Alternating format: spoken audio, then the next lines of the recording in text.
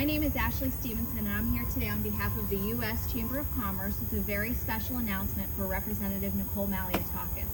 The U.S. Chamber is the world's largest business association, representing companies and job creators of all sizes across the country, from main streets in USA, small businesses, and we're here today in beautiful Staten Island, and I couldn't be happier to be with Representative Malliotakis and her team.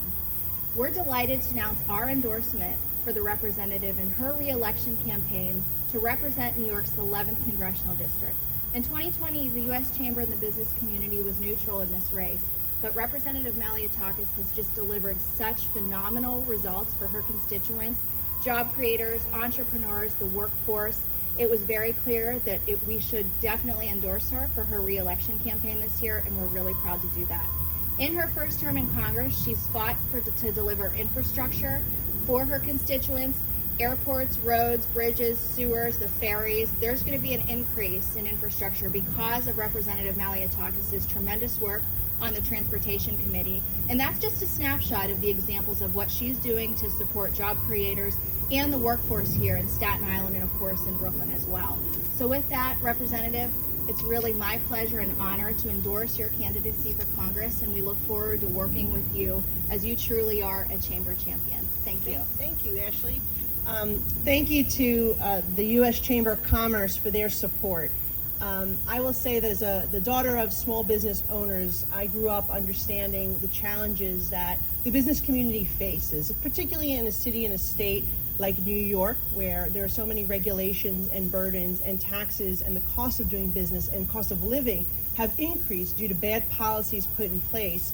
I'm proud to bring an alternative perspective, and that is one in which we have to provide an environment for our business community to grow, to thrive, to expand, to create more jobs. And that's really the message that I've been bringing to Washington. As New York City's only Republican voice, I'm proud to have not only joined colleagues in supporting legislation when it made sense, but in opposing legislation that would be very burdensome and really provide a negative impact.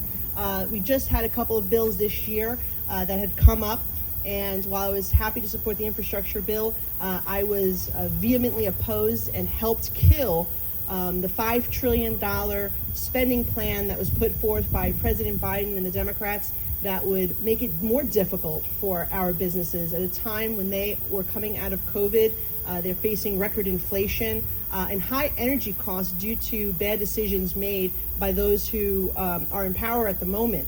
In addition to that, this bill that we passed recently, I opposed that bill simply because the same thing. It would increase the cost of doing business, increase the taxes on energy at a time when people are struggling with their electric bills, with their putting gas in their tank, and it would have the negative impacts that would hurt businesses during this time and residents as well.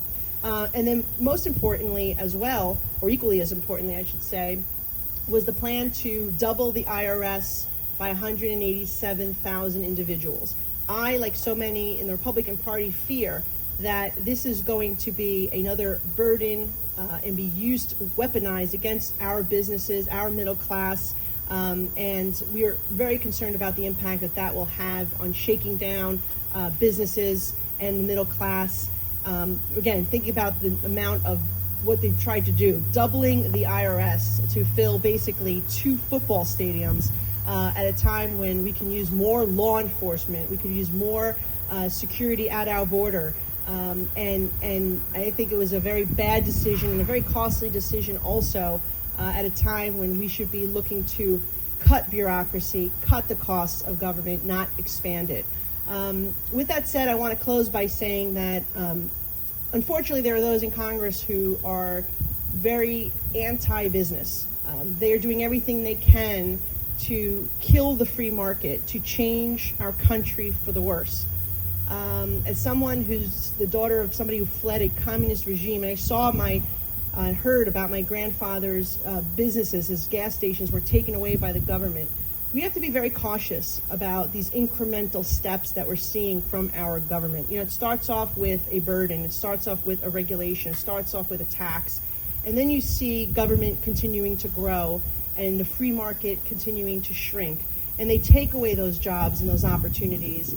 And that is really concerning to me and so many that represent our country in Washington. We have to make sure that we preserve the free market, that we foster innovation, that we provide an environment where entrepreneurs can take their ideas and allow them to grow and be able to be the job creators. We don't want a country where everyone works for the government. What we want is people, private sector jobs, and opportunity and choice. That's what makes this country so truly special, and we have to preserve that American dream for future generations. And so I will continue to fight for that, and I'm very grateful to the U.S. Chamber of Commerce. When I ran against an incumbent 2 years ago, they were neutral, but now as the incumbent, I'm proud that they chose to make a decision in this rematch, and that they know that I'm the better representative, having had both of us in office, that I'm the better representative to fight for our small businesses and our job creators. And thank you again to the U.S. Chamber and to everyone here today.